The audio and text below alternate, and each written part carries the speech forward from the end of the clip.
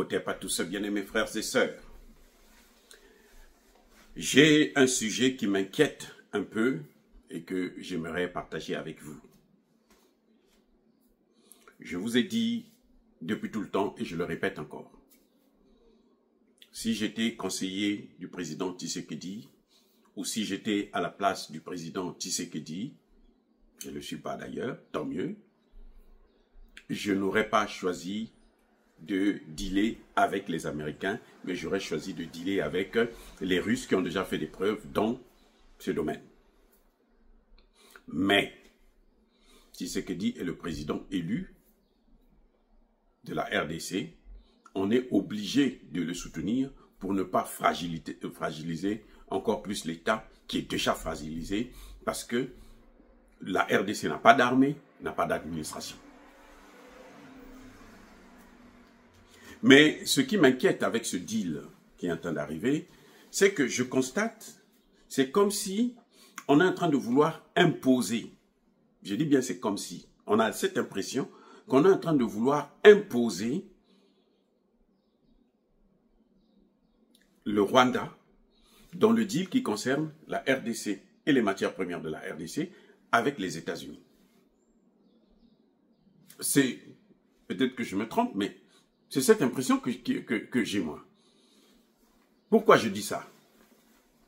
Vous allez me dire que la résolution dit que voilà, il faut respecter l'intégrité territoriale de la RDC, la souveraineté de la RDC, mais entre-temps, on avait donné à Kagame jusqu'au 2 mai pour quitter le territoire congolais, et puis à partir du 4 mai, il devrait avoir un accord définitif pour que définitivement les deux parties, l'un puisse respecter l'intégrité territoriale de l'autre et l'autre puisse garantir la sécurité de l'autre. C'est-à-dire la RDC puisse garantir la sécurité du Rwanda et le Rwanda puisse sortir ses troupes. Or, ce que nous avons vu et ce que nous constatons maintenant, jusqu'à présent, c'est que le Rwanda continue à envoyer ses troupes.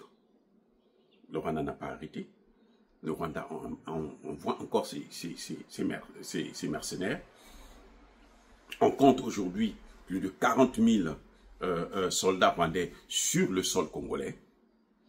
Donc, on est passé de 4 000 à 40 000. C'est multiplié par 10. L'ONU avait parlé de 4 000 il y a 1 ou 2 mois de cela. Maintenant, on parle de 40 000, selon certains experts. Ça, c'est un. Deuxième des choses, c'est que le Rwanda a créé une école à Kigali où on enseigne les langues congolaises aux Rwandais. Lingala, Kikongo, machin, tout ça, on leur enseigne ces langues-là. Et maintenant, ce qu'ils sont en train de faire, c'est quoi? Ils prennent des grands bus, on met des Rwandais à l'intérieur, on vient les installer dans le Kivu. Au moment où je suis en train de vous parler, c'est ce qui est en train de se passer. Je ne sais pas si le président Tshisekedi le sait. Je ne sais pas si l'armée congolaise le sait. Je ne sais pas si les Wazalendo le savent. Mais en tout cas, j'ai confiance aux Wazalendo. S'ils le savent, je crois qu'ils peuvent faire quelque chose. C'est l'armée congolaise qui, malheureusement, pas plus tard que ce matin ou hier, le porte-parole de l'armée a dit « Nous sommes en train de respecter le cessez-le-feu, mais nous nous réservons le droit de riposter si on nous attaque. » Ils sont attaqués tous les jours. La RDC est attaquée tous les jours puisque le pays est occupé. Donc vous êtes toujours attaqué. Alors je ne sais pas quel est ce droit-là qui ne commencera jamais. Bref. Donc, pour moi, je constate que les Américains, qui ont toujours travaillé avec Kagame, il y a des Congolais qui vont vous dire que parce que Kagame est bien organisé, Kagame gère mieux, hein, il y a le respect de droits de l'homme, il y a des ceci. Mais attendez, il y a un problème avec nous les Africains. Kagame, c'est un criminel qui doit être traité comme tel. Les Américains ne sont pas avec Kagame, ne soutiennent pas Kagame, parce que Kagame est le pays, il organise son pays, il contrôle le pays. Non. Parce que Kagame, c'est leur instrument pour déstabiliser la RDC. Je reprends. Les Américains ne sont pas avec Kagame parce qu'ils ne dealent pas avec Kagame parce que le Kagame est mieux organisé, non. Ou parce que Tshisekedi ne contrôle pas ses troupes. Il n'a pas d'administration, pas d'armée, non. Parce que ce sont eux qui ont fabriqué Kagame. C'est leur produit. C'est à eux, c'est leur chose. C'est pour ça qu'ils sont avec lui. Et c'est pour ça que... Parce que je ne vois pas quel est le rapport. Écoutez-moi bien. Je ne vois pas quel est le rapport entre le deal des matières premières de la RDC et le problème de sécurité en RDC. Je ne vois pas le rapport. On ne peut pas dire que pour signer des accords miniers avec la RDC, écoutez bien, hein, les Américains nous disent que pour signer des accords miniers avec la RDC, il faut que la RDC soit en sécurité avec le Rwanda. Il faut que le Rwanda soit en sécurité, qu'il n'y ait plus de FDLR, alors que nous savons qu'il n'y en a pas. Déjà, les Américains ont la meilleure information que nous. Ils savent que les FDLR, ce sont, comme dit un des frères congolais, ce sont les matières premières en fait. Les FDLR, ce sont les matières premières. Et comme ces matières premières-là ne vont jamais terminer, hein, en tout cas pas dans les 10, 20, 30, 40, 50 années prochaines, eh bien, ils seront toujours là. Voilà. Les Américains le savent. Ils ne peuvent pas conditionner la signature d'un accord avec la RDC sur la base de la paix avec le Rwanda. Non. Mais c'est que les accords n'ont pas la raison d'être. Parce que ils viennent pour faire quoi finalement? Dites-moi, ils viennent pour faire quoi? Et oui, la base des accords justement c'est ça. Nous, on vous donne les matières premières, vous nous apportez la sécurité. Vous ne pouvez pas nous dire que nous, pour signer cet accord-là, pour que nous puissions acheter vos matières premières, il faudrait d'abord qu'il y ait la sécurité. Parce que la sécurité est attendue de vous. Donc c'est votre capacité à vous de ramener la sécurité qui fera à ce que les accords puissent être valables, appliqués. Nous, on vous donne les matières premières, vous nous apportez la sécurité. Parce que c'est vous qui avez amené l'insécurité. C'est vous qui avez instauré le chaos. Vous corrigez ça, nous on vous donne les matières premières. Donc, pour les États-Unis, quand ils ont dit jusqu'au 2, jusque-là, on pouvait se dire que non, écoutez, ils ont donné un avertissement. Mais un avertissement qui ne fait que s'étendre. On dit maintenant que ces accords vont être signés en juin, dans 2 mois. Et les accords de sécurité vont être signés aussi en juin, dans 2 mois. Donc, il n'y a pas des accords de sécurité entre la RDC et le Rwanda. Pas question de donner, de signer les accords miniers avec la RDC. Il y a un problème, les amis. Alors, que fait Eric Pence, Blackwater? Blackwater, son rôle, c'est lequel? S'il y a déjà la sécurité, si le Congo s'arrange à instaurer la sécurité, à signer les accords de sécurité, donc les matières premières, à quoi ça sert de faire un deal de matières premières avec la RDC? Avec les États-Unis plutôt. Donc ce sera comme avec la Chine, ce que effectivement Kabila avait fait. On les attend justement là sur le plan de la sécurité. On les attend là. Vous voyez? Et Donald Trump n'a pas passé des mois pour traiter avec Zelensky. C'est Zelensky qui a tiré en longueur. C'est Zelensky qui hésitait, qui ne voulait pas l'accord avec les États-Unis. Sinon, Donald Trump, en quelques jours, il avait déjà l'accord sur la table. Vous vous souvenez du scandale, hein, quand ils ont humilié Zelensky. Parce que c'est Zelensky qui était dans le problème. Ici, c'est la RDC qui veut les accords. Et la RDC a mieux que ce que Zelensky propose.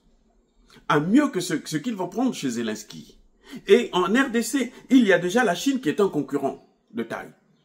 Si les Américains reculent, c'est parce que les Américains n'en veulent pas. Ou les Américains tiennent à ce que Kagame puisse avoir sa part. Les amis, c'est mon impression. Je fais ça pour avertir tous les Congolais, pour qu'on ne puisse pas être surpris. Si Tshisekedi ne le sait pas, ben il faut qu'il le sache. Pourquoi? On va donner 2 mois pour un accord. Vous avez besoin, les Américains ont besoin de ces matières premières. Comment ils s'approvisionnent? Mais ils s'approvisionnent en cachette. Ils s'approvisionnent par des circuits. Le même circuit.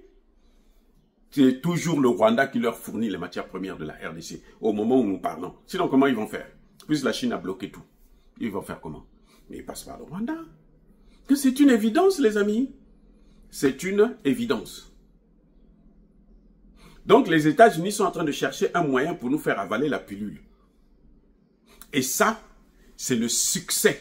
C'est la réussite de l'opération de Macron et du Qatar. Si j'étais Tshisekedi, j'aurais au moins rompu les relations avec Emmanuel Macron. Et même avec le Qatar. Ce qu'ils cherchent là, c'est leur part. Macron a investi 4 milliards. Je vous ai dit ça la dernière fois. Le Qatar a investi peut-être le double, le triple au Rwanda. Ils veulent recevoir leur part. Et ces gens comptent pour les États-Unis d'Amérique. Oui. Mine de rien, eux, ils s'entendent toujours. Les leucodermes, là, ils ne sont pas comme nous qui sommes divisés. Et chacun veut sa petite part. Non, eux, ils s'entendent toujours. Macron a envoyé son ministre des Affaires étrangères. Macron a rencontré Trump au Vatican. Macron a envoyé quelqu'un au Qatar, alors que le monde entier n'est pas parti au Qatar. Pourquoi la France est toujours là où les Africains traitent leurs problèmes? Pourquoi? Là où on traite un problème africain, la France veut toujours être là. C'est pour boycotter. Et elle a réussi. Si on a pu reporter ça à 2 mois, elle a réussi. C'est Macron qui a envoyé, qui a imposé le fameux Obasanjo là. C'est Macron qui a imposé et il y a des mains. Oui. Obasanjo a des problèmes chez lui. Il y a Boko Haram qui continue de faire des ravages. Non, oui, ça il ne s'intègre. Et Macron, c'est le même qui donne des armes à Boko Haram aussi. Vraiment, les Congolais, nous les Africains, nous devrons, les panafricanistes surtout, nous devrons ouvrir les yeux. C'est bien beau que Tshisekedi signe avec les Américains, mais qu'ils sachent que les Américains n'ont jamais été sérieux. Partout là où ils sont passés, c'est le chaos. Il y a des gens qui vont vous dire, non, le Qatar est ce qu'il est devenu à cause d'eux, l'Arabie Saoudite à cause d'eux. C'est l'Arabie Saoudite qui est la mère de Boko Haram. C'est le Qatar qui est la mère de Al-Qaïda. L'Arabie Saoudite, c'est l'État islamique, voilà. C'est ça qui a donné d'ailleurs Boko Haram. Bref, partout là où ils sont passés, là, c'est le chaos. On l'a vu en Afghanistan, au Qatar, en Libye, en Somalie, au Soudan, et tout. Il n'y a que le chaos. Là où il y a les Américains, il n'y a que le chaos. Donc, ne soyons pas surpris qu'ils viennent encore, qu'ils fassent pire que ce qu'ils ont fait pendant 30 ans. Jusqu'à donner à Kagame ce qu'il faut. La seule solution pour que Tshisekedi sorte de là, la tête haute, c'est-à-dire que accord ou pas accord, c'est que Tshisekedi devrait autoriser son armée à affronter l'armée rwandaise. Il n'y a pas d'autre solution. Les Ouazalendo le font avec peu de moyens et ils réussissent à mettre à mal cette armée. Donc Tshisekedi devrait autoriser son armée. Tshisekedi devrait réformer de fond en comble cette putain d'armée qui ne vaut absolument rien. Et puis, on va voir les choses, comment elles vont. C'est pas parce que tu vas dire, bon, je vous augmente les salaires et puis bon, continuez à rester là, à respecter le cessez-le-feu, alors que les autres sont en train de vous attaquer avec des armes lourdes. Ça n'a pas de sens. Les amis, soyez bénis.